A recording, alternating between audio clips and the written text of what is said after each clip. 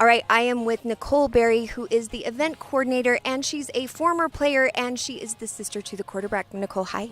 Hi, how are you doing, Holly? I'm doing so good. I'm so glad that we made this happen. I know. Thank you so much. I love that you ran the team that you were playing today off the field. You took them down one player at a time. How cool is that? You know, it was great. They actually are great athletes. They're a big team. They play hard, and they played hard the entire game. It's just tough on them to come to 4,500 feet elevation in June heat. It's about almost 100 degrees today, I think it was here. Yeah. And it's tough because there were some big hits from both sides of the ball today. So there was a few injuries, but we have great respect for the Bobcats, and they're a fantastic team, and we have good friendships. All right, I'm here with Loretta. Loretta, how are you doing today? I'm doing good. How are you? I'm doing great. You just ran a team off the field quite literally. What was that like? I think what happens is that we all bind together and do what our team does. All right, I'm here with Shauna Lofton. Shauna, tell me a little bit about your background and how you found football. I never played any sports growing up, and I saw football. It was on TV. I thought, oh, that's probably somewhere to start. And I was 38. I was looking for a way to lose some weight, and then someone said, oh, you should try out for football, and I was like, all right, cool. Well, I was playing softball, and somebody just came up to me and asked me, and so I decided to play.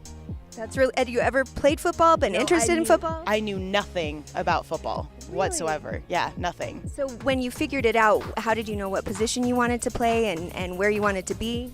Well, offense confused me, so I decided to play defense because it's reaction.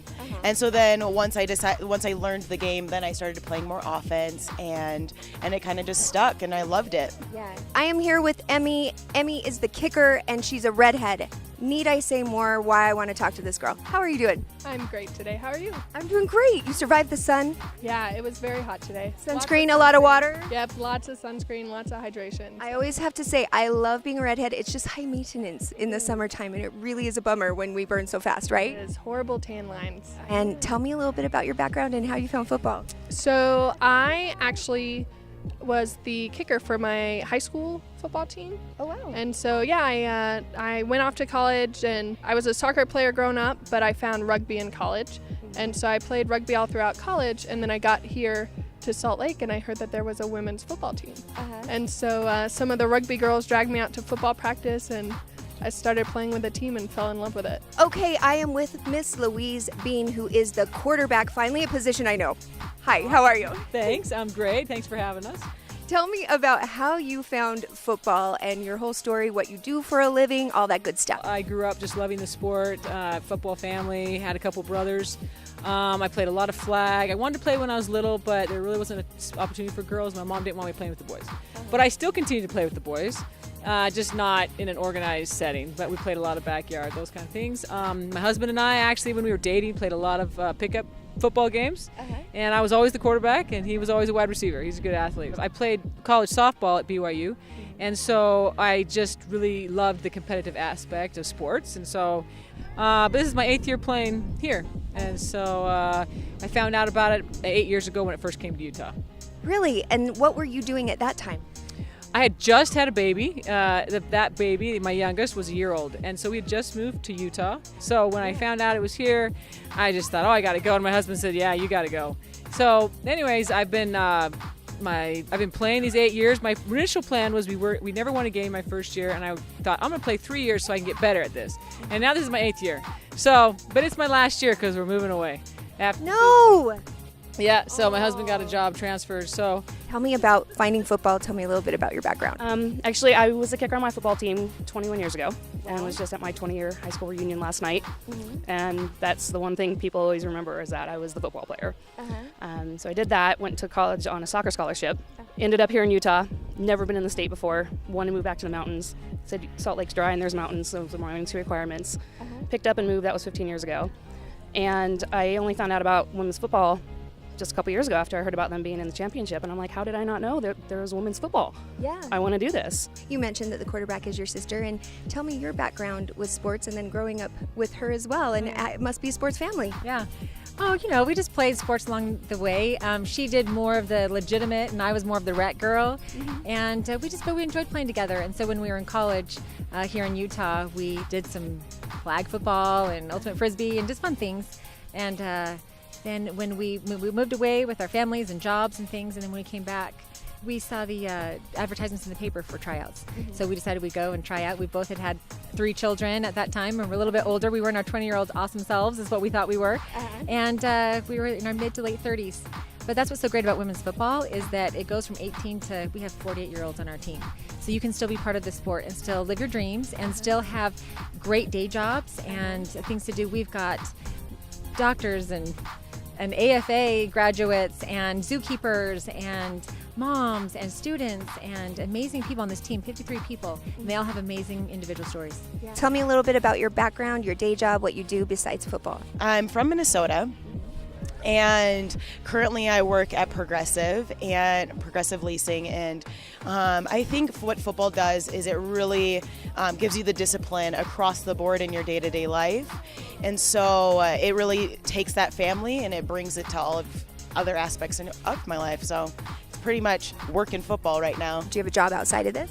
Yes, I work in marketing for a nonprofit higher education organization. I'm a full-time student, and I just play football in my spare time. And what would you like to be when you grow up? What is your major? Social work. I want to be a social worker. Nice. Where did you grow up?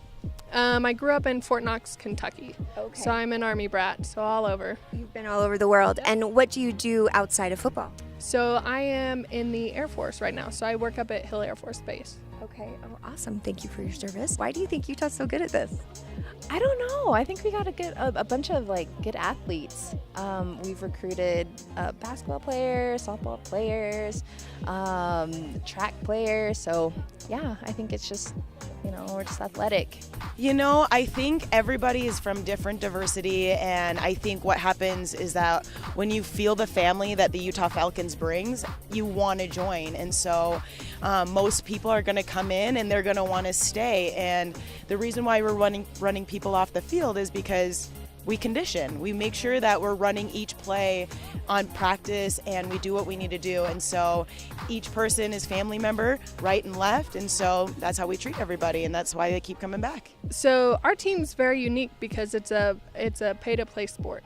So everyone who's out here wants to be out here. It's one of those where we dedicate, so much time out of the week, and we all have different jobs, different lives, and we're just so committed to this sport, and we play with so much heart. It's so much fun to watch. Yeah. I think this team's pretty special, mainly because of our coaches. They know how to bring out the best of us, and they know the positions to put us in to be successful and to work well with each other. And it's a good group of ladies, and I think the love that we have for each other is kind of what makes us such a strong team. And part of what leads us to blowing people out is because we want to do it for each other, not just for ourselves. Which is funny because you wouldn't think about football being such a loving thing, and each and every one of you have said that, like you're all family, you're all on the line. What amazes me is that we have 50 women, and we don't have a lot of drama, which is amazing.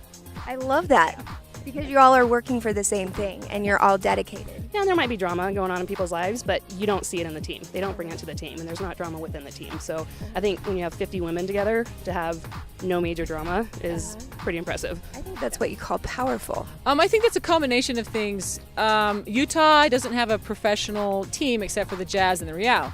So, and then we have the colleges, which do very well. But I think we've marketed to just we're a family-based state, and so we market to that. People that like sports, it's outdoor state. We market to that aspect. Come and have a good time, and it's a safe place to bring your kids, and it's not too expensive. And then we're a good product, and we've worked really hard, and our coaches are excellent, and our head coach just demands discipline and exactness, and that's why I love it, is because it just really expects the best out of you. And so much of your life,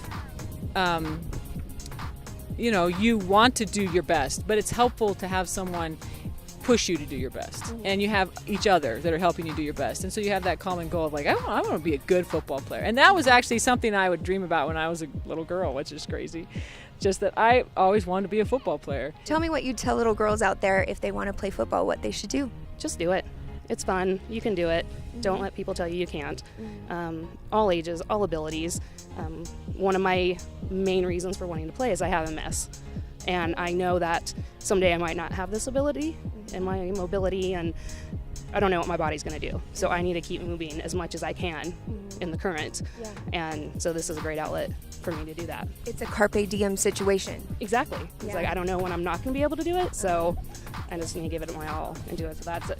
We all have our own whys of why we play, and that's one of my big whys. I always wanted to be a football player.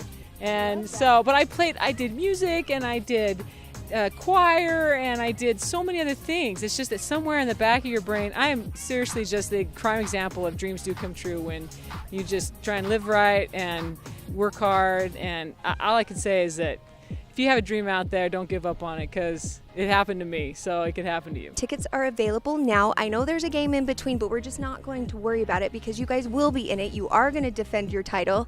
It will happen. Well, I will say that we do have that game on July 8th because we will be playing the Sacramento Sirens. They're a good team. So I'd love to see people to come be in those stands at 5 o'clock on July 8th here in Cottonwood High School. But then 2 weeks later is the National Championship. There'll be 4 bowl games. It's kind of like Pro Bowl Week. It's kind of exciting. So we have the Affiliate Bowl and the Founders Bowl, and then an all-star game with 90 athletes from around the country. So you are offering a little discount for people out there, and they type in promo code Talk365. Tell me about that. Okay, so weekend passes are $35, but if you type in Talk365, you get it for only $25. You get to go to all the games and all the fun, and we'll have so much to do here. Thank you for that. So jump online to your website is the best way to get tickets, right? SLCIWFL championship.com, or you can go to the UtahFalcons.com page. But we also wanted to make sure that people knew that it's really a family-oriented activity, and kids 10 and under are free. I'm so excited. Well, Nicole, it has been a delight to meet you. It has been a delight to meet your players and to learn about your industry and learn how amazing of an organization you have. I'm going to be here on the front row cheering. I can't wait. Thank you so much, Holly. Okay, thank you. Go Falcons! Woo!